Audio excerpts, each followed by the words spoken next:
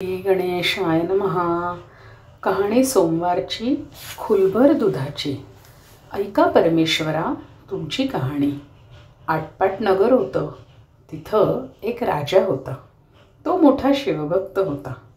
त्याच्या मनात आपल्या महादेवाचा गाभारा दुधानं भरावा, परंतु हे घडतं कसं अशी त्याला चिंता पडली। प्रधानानं युक्ती सांगितली। राजानं दवंडी पिटली।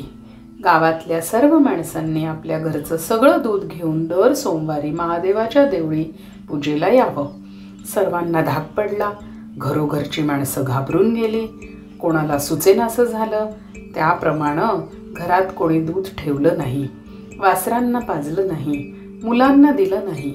सगळं दूध देवळात नेलं। गावाचं सर्व दूध गाभाऱ्यात पडलं, तरी देवाचा गाभारा भरला नाही।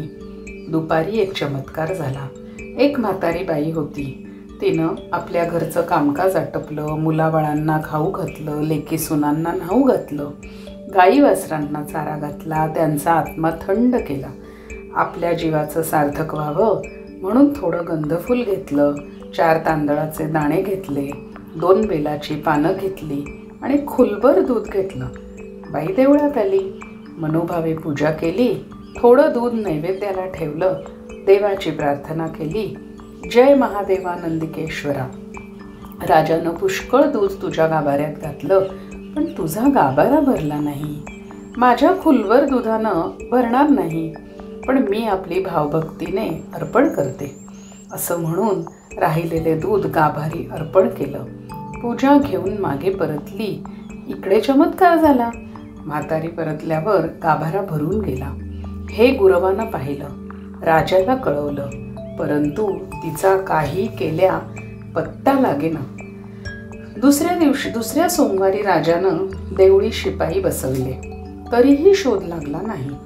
चमत्कारही असाच झाला। पुढे 3ऱ्या सोमवारी राजा बसला। म्हातारीच्या वेळेस गाभारा भरला। राजानं तिचा हात धरला। म्हातारी घाबरून गेली। तिला अभयवचन दिलं। तिनं कारण सांगितलं, तुझ्या आज्ञेनं काय झालं? वासरांचे मुलांचे आत्मे तळतळले, मोठ्या माणसांचे हाय हाय माथी आले। हे देवाला आवडत नाही म्हणून भरत नाही। याला युक्ती काय करावी?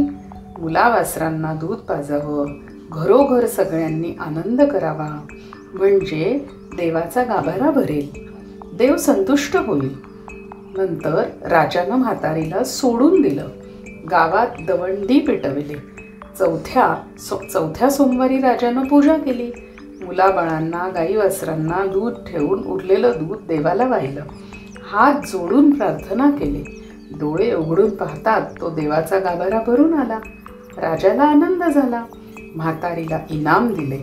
लेकी सुनं घेऊन ती सुखानं नांदू लागली। तसे तुम्ही आम्ही नांदू। ही 60 उत्तराची कहाणी 5 उत्तरी सुफळ संपूर्ण।